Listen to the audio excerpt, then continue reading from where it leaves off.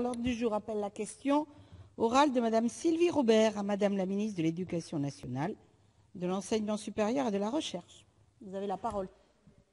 Merci Madame la Présidente. Madame la Ministre, Monsieur le Ministre, une récente étude menée par l'INSEE dans l'Académie de Toulouse souligne que les résultats d'admission post-bac reposent dans une large mesure sur un déterminisme social évident.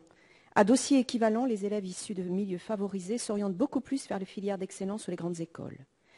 Plusieurs facteurs peuvent expliquer ce constat.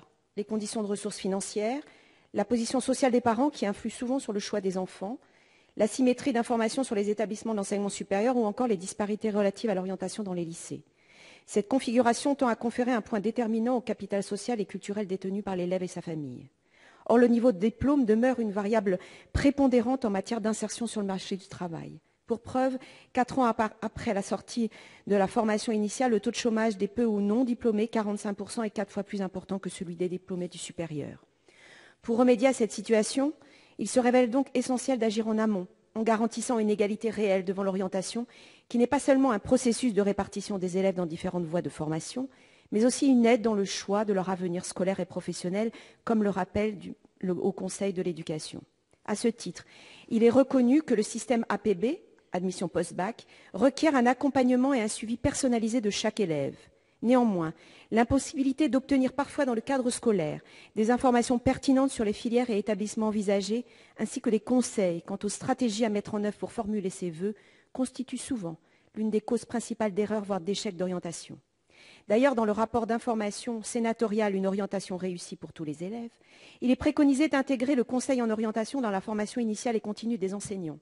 Dans cette même perspective, les rectorats ont proposé des améliorations du système APB, parmi lesquelles l'ouverture à l'ensemble des filières sélectives, l'abandon du tirage au sort, utilisé pour certaines formations, source de frustration, d'injustice et d'ailleurs de contentieux parfois, et associer dès la première l'élève et sa famille afin de les familiariser à l'outil APB et leur permettre, par cet intermédiaire, d'anticiper et de réfléchir posément à l'orientation.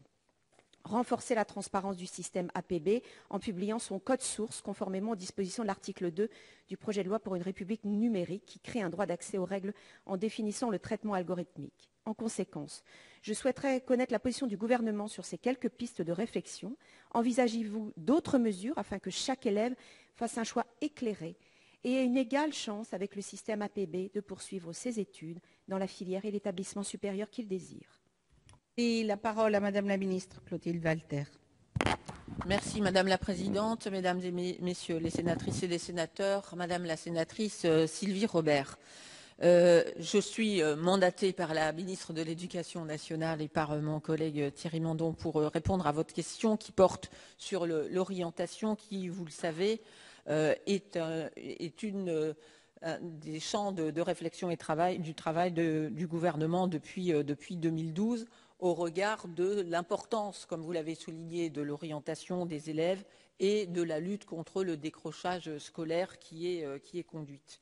À la rentrée 2015, dans ce cadre, le parcours Avenir a été mis en place pour accompagner et délivrer une information personnalisée à chaque élève afin qu'il puisse aboutir à une orientation cohérente. Et cet accompagnement personnalisé en lycée, dispensé dès la classe de seconde, représente d'ores et déjà 2 heures par semaine en moyenne, ce qui est important.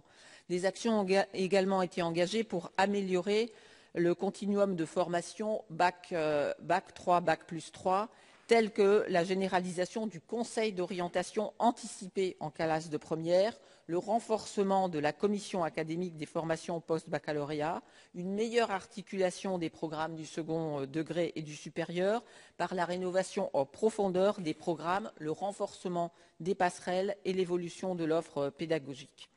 De la même façon, le dispositif admission post-bac n'est qu'un outil d'expression des vœux par les élèves.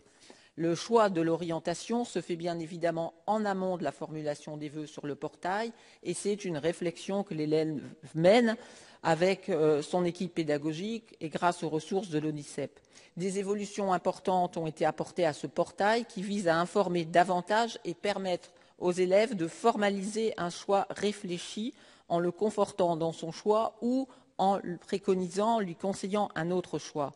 Et de plus en plus, ce portail permet aux élèves de recevoir un conseil. Et la très grande majorité des universités utilisent maintenant ce portail pour formuler ces avis. Et on recense maintenant plus de 500 000 avis qui ont été délivrés par les universités au cours de la dernière période.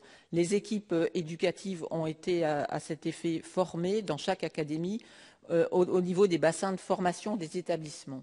Il faut aussi souligner les actions mises en œuvre sur le terrain, telles les cordées de la réussite ou les parcours d'excellence mis en œuvre à la rentrée 2016. Ces politiques commencent à porter leurs fruits puisque des résultats extrêmement positifs avec une baisse des flux de jeunes sortis sans qualification est passé sous la barre des 100 000 cette année. Le taux de jeunes de 18 à 24 ans non qualifiés est désormais inférieur à celui de l'Allemagne et du Royaume-Uni. J'ai bien noté, Madame la sénatrice, que vous avez posé des questions très précises sur quelques points, que, n'étant pas titulaire de cette responsabilité, je ne suis pas en mesure de vous répondre, mais j'en ai bien pris note et je transmettrai à Madame la ministre de l'Éducation nationale et à Thierry Mandon. Je vous remercie. Merci. La parole à Sylvie Robert pour répondre à Madame la ministre. J'ai bien pris note que j'aurai des réponses précises à mes questions précises.